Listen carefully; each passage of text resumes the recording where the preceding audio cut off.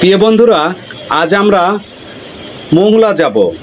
তাই Sonadanga bus terminal থেকে গাড়ি ছেড়ে একটু সামনে এসেছি। সুন্দর একটা ব্রিজ দেখাবো এবং আপনাদেরকে অনেক সুন্দর সুন্দর দৃশ্যপট দেখাবো এবং খুলনার বৈচিত্র্যময় কিছু বিষয় আপনাদেরকে তুলে ধরবো। আপনারা সঙ্গে থেকে দেখবেন। এটা একটা নদী দেখতে পাচ্ছেন। এই নদীর পাশে বিশাল এক পার্ক রয়েছে, যে পার্কে আপনি আমি বা বন্ধু বান্ধব নিয়ে সবাই ঘুরতে পারেন। খুব সুন্দর মনোরম পরিবেশ।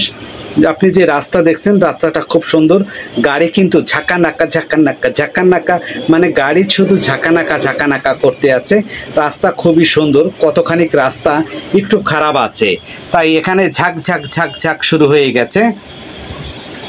আমরা যে গাড়িটিতে বসেছিলাম সেই গাড়িটি থেকে এখন চলে এসেছি বিশ্ব রোডে। এখানে যে খুলনা সিটি কর্পোরেশন একটা রাস্তা করতে আছেন, আপনি রাস্তাটা ঢালাই দিচ্ছেন অন্ততপক্ষে 20 ইঞ্চি ঢালাই, মানে সেরকম এক রাস্তা।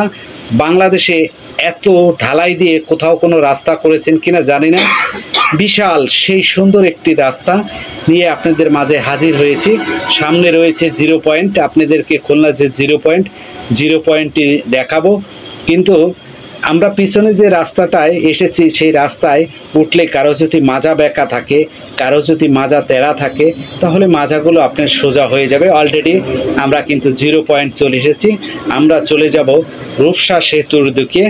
রূপসা যে সেতু রয়েছে, খুলনার ঐতিহ্যবাহী খাজা খানজাহান আলী সেতু নামে পরিচিত। আমাদের সামনে দিয়ে একটা গাড়ি ঢুকিয়ে দিয়েছে। একটুর জন্য আমরা সেই গাড়িটি বেঁচে গিয়েছি। যে এখানে দেখতে পাচ্ছেন রূপসা টু মোংলা যে গাড়িটিতে উঠেছি সেটা লোকাল গাড়ি। এখন আমরা সেই বিশ্ব রোডে গাড়ি টান শুরু করেছে, ভ্যা করে শব্দ হচ্ছে। এবার আমরা চলে যাব সেই দৃশ্যময় সুন্দর পট। এখানে কিছু স্থান রয়েছে ভূতের আড্ডা, মানে পার্কের নাম ভূতের আড্ডা, রাতের আড্ডা, বিভিন্ন ধরনের পার্ক রয়েছে। আপনাদেরকে সেই অবস্থানগুলো ঘুরিয়ে দেখাবো।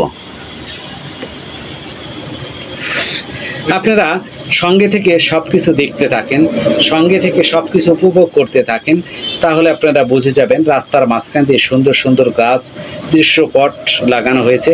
কিন্তু রৌদ্রের যে এতটা তাপ ছিল যা বলে বোঝাতে পারবো না। রাস্তার পিচগুলো মনে হচ্ছে গলে যাচ্ছিল। এখানে যেহেতু ট্রাফিক নাই, গাড়ি ঘোড়া যেরম পারে সেরম চলে। আমরা চলে এসেছি রূপসার আগে একটা ব্রিজ রয়েছে, রূপসা ব্রিজের আগে সেই ঢাল ব্রিজের পার দিয়ে চলে যাচ্ছি। কত সুন্দর সেই ঢাল ব্রিজ। আপনাদেরকে আরও সামনে নিয়ে যাব, কিছু গুরুত্বপূর্ণ দৃশ্যপট স্থান দেখাবো। পাশে রয়েছে তেলের পাম্প। আপনার গাড়িতে যদি তেল না থাকে এখান থেকে তেল নিতে পারেন।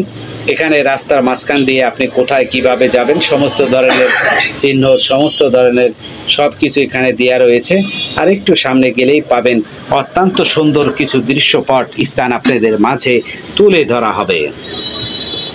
আমার চারপাশে দেখতে পাচ্ছেন শস্য শ্যামল সবুজে ঘেরা আমার এই সোনার বাংলা। ধানের চাষাবাদ হয় বাংলাদেশের সব জেলাতেই, কারণ ধান আমাদের একটা জাতীয় ফসল।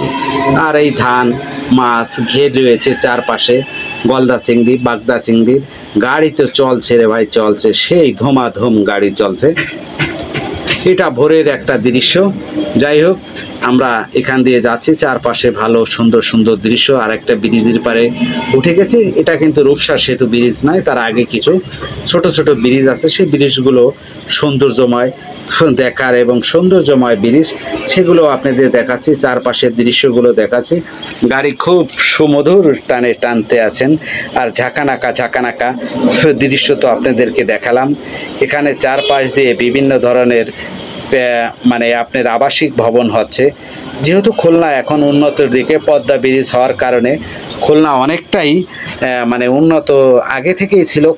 খুলনা একটা শিল্প নগরী, আপনারা সবাই অবগত আছেন। আর এই খুলনা বিভাগটি খুব সুন্দর একটি জায়গা।